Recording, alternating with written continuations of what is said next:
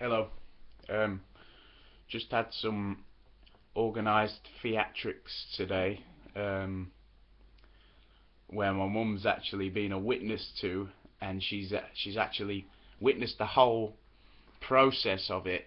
So she understands exactly what's happened this time, and because I've done a lot of explaining to her in the past, she knows how this thing basically works.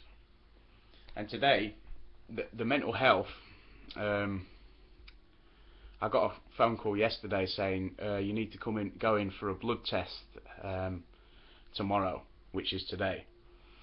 And she said I'll get the mental health worker to come and give me a lift. And I said no, there's no need. I'll walk there on my own.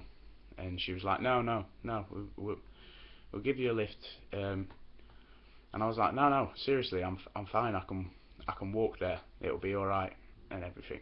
No, we'll give you a lift. We'll, I'll send him round and he'll come and give you a lift. And I'm like, no, it's all right. I can walk there. It's fine. Mum heard all this conversation going on, and after about the sixth time I'd said no. I just said okay then, but he was just going to drop me off, and that would be that. The mental health worker. So I'd just be dropped off there, have my blood test, and I'd walk back on my own. So I sort of agreed to it, which I wasn't really agreeing to it because I'd said no hundreds of times before. So it was quite forceful, especially for my uh, the mental health lady who's a nice lady to do it. It was just out of character. Anyway,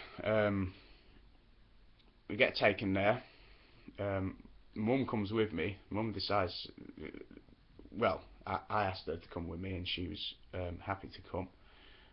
We would have walked up, or I'd have walked up on my own, because I said I need some fresh air and that, and I need to get out more. And they're like, no, well, he's in the books now. He's booked in for taking you. I'm like, after the sixth time or so, okay, I'll get a lift there, but I'm going in to the thing. I'm not having anyone waiting with me at all. So what happens when we get there? As soon as he'd stopped the car, I was just about to say thank you for the lift and everything. He quickly jumps out of the car before I even had chance to open my door and say thank you. Quickly jumps out and shuts the door, like he'd been informed to do this. By the way, even my mum was still in the car. He just unbelievably quick. Anyway, so I've got a bit of flight or fight, and my mum's there as well, thinking, what the hell, why is he coming with us? That my mum's with me, for goodness sake. I've got like an escort with my mum. If I'm completely mentally ill, I've got a member of family with me to sort of look after me if I'm crazy or whatever. Anyway, so he comes in and sits with us, and we've been sat there for about 10 minutes, and I'm thinking to myself, I said, you don't need to wait here for me. My mum's here with me. And he's like, no, it's fine. You don't need to be sat here with us. And he was like,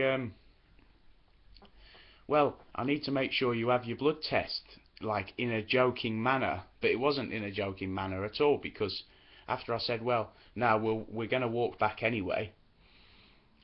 So you might as well go to save your time. You could be helping some people that are in severe mental anguish or stress or whatever. And he just stayed sat there. And around that same time, two big men, one big bloke came in and gave him the nod, and they sort of said hello and that. And then another big man came in, gave him the nod, sat by my mum, one of them. Both took their phones out, so my mental health worker pulled his phone out at the same time as the other of the other bloke, who was there as basically someone to be there if I did flip out. This has happened on numerous occasions before. So they want to orchestrate an event where you flip out in a controlled environment so they can suppress you, even though these people wouldn't have been able to suppress me if I had flipped out. These two big fellas, no, they wouldn't. But I tried staying as calm as possible and that. And my mum was there, and she was annoyed as well, because I'd said, you need to analyse your system. mate. I asked about 6 times on the phone, no one to come, and I've asked you while you sat by me, even though you know we're walking home, to not. I don't need an escort going in for a blood test, and if anyone comes with me, it's going to be someone close to me that I know, like my mum. And you witnessed it all, didn't you? And yeah. And what do you think about the situation? I think it's corrupt. It's just total corruption. There's no need. Total corruption. There's no need for him to be there at all. Do you think this was an organised theatrics? Absolutely. You see, yeah. I have someone that actually finally believes me about these organised theatrics, and the only reason she does believe me is because she witnessed the whole phone call, and she witnessed the whole of today, well, the whole of this morning, which hasn't been long. But I nearly did flip out. My heart was pounding, and I was like, what I reckon is they've put me on a dangerous persons list, and they want me to flip out. Especially now I've told them I'm not taking my anti-psychotics, because that's like going against the. Apparently I'm psychotic because of my beliefs, yet my beliefs are that people are orchestrating things against me. Well, what just happened? The mental health organisation had orchestrated an event to try getting me to flip out, not paying any attention to what I said. I don't need an escort, and it was like this was trying to anger me and upset me that much that I'd have stand up and gone, what the fuck is going, like in the doctors, what the hell are you doing? Why? I've just told you, and I told the other lady, I won't use names, that I didn't need a thing. This is there to anger people to the limit where they're going to flip out in public, and then I can be sectioned, basically, and stuck on all the antipsychotics they want to stick in my system. This is how corrupt it is. And I reckon the reason this was orchestrated then was because I told them I'm not on my antipsychotics.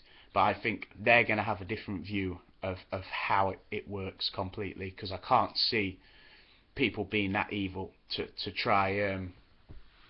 Well, obviously some are, but they don't know what they're fully doing. But the whole thing that with the 2 blokes that were, they were men to watch for me for when I flip out, because I flipped out on other occasions when these orchestrated events have happened. But unfortunately, when my mum hasn't been around, normally they happen to me when I'm on my own. This is why I'm lucky to have a mum that comes with me to places, and she's witnessed it, and she believes everything now because she's seen it happen through her own eyes. And I'm like, this is what happens continuously. This happens all the time. They try and orchestrate events to make you flip out, give you a bit of sleep deprivation. That maybe the people working in mental health don't know about the sleep deprivation and these freaking weapons that are being used, but they know some of the stuff because it wouldn't have been orchestrated otherwise. And it was definitely orchestrated to flip me out. My heart was pounding. The anger inside, I was like, ugh, like, come on, man, you've put us both, including my mum, in a flight and fight response where we don't really know what to say, because you've come with us very awkwardly when I've said on the phone 6 times, no, I don't want anyone there. And then I came to an agreement that yes, we'll get a lift there and it'll just drop us off and that'll be that. But no, the door quickly shut before I even had a chance to say thank you for a lift, and he was on his way into the doctor's.